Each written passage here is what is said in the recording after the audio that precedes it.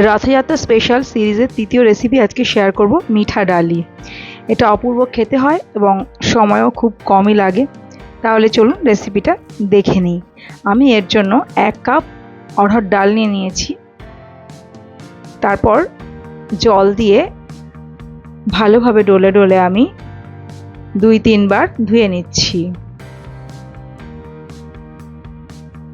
মন্দিরে অড়হর ডাল দিয়েই এই ডালটা বানানো হয়। তারপর আমি একটা প্রেসার কুকারে দিয়ে দিলাম ডালটা এবং তাতে জল দিয়ে দিলাম। 1 কাপ ডালের জন্য মোটামুটি 3.5 কাপ জল দিয়ে দিয়েছি নুন, হলুদ গুঁড়ো,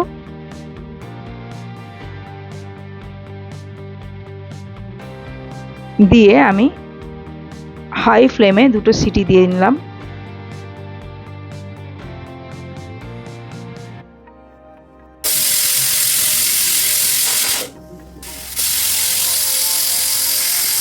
ডালটা কিন্তু ঘেঁটে যাবে না, বাট সেদ্ধ হয়ে যাবে। প্রেশারটা পুরো রিলিজ হওয়ার পর আমি ঢাকনা খুললাম। দেখুন ডালটা কিন্তু সেদ্ধ হয়ে গেছে, কিন্তু ঘেঁটে যায়নি। এবার এতে আমি দিয়ে দিলাম 1 চা চামচ আদা বাটা, দিয়ে দিলাম আমি 2 চা চামচ গুড়, মিষ্টিটা আপনাদের স্বাদ মতো দেবেন। দিয়ে দিলাম 3/4 গ্লাস গরম জল। আমি অল্প একটু হিংকে একটু জল দিয়ে গুলে নিয়ে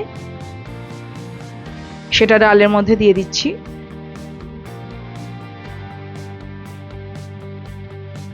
তারপর আমি আরও 3-4 মিনিট ফুটিয়ে নিচ্ছি মিডিয়াম ফ্লেমে। তারপর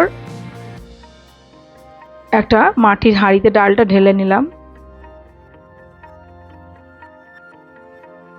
এবার আমি একটা প্যানের মধ্যে 1 টেবিল চামচ ঘি গরম করে নিচ্ছি।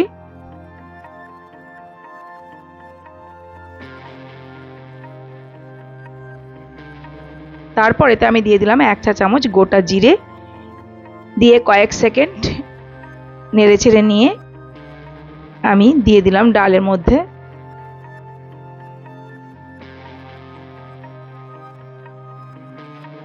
ব্যাস তৈরি হয়ে গেল আমাদের মিঠা ডালি। দেখুন কত সহজে আর কত তাড়াতাড়ি হয়ে গেল। তুলসী পাতা সহযোগে ভগবানকে নিবেদন করবেন, আর অবশ্যই ভগবানকে ভোগ দিলে নুনটা কিন্তু সন্দক নুনই ব্যবহার করবেন। দেখুন এরকম হয়েছে। আপনারা যদি আরেকটু ঘন চান তাহলে আরেকটু কম জল ব্যবহার করতে পারেন। তবে মাটির হাঁড়িতে আধ ঘন্টা থেকে 1 ঘন্টা রেখে দিলে কিন্তু অনেকটাই ঘন হয়ে যাবে।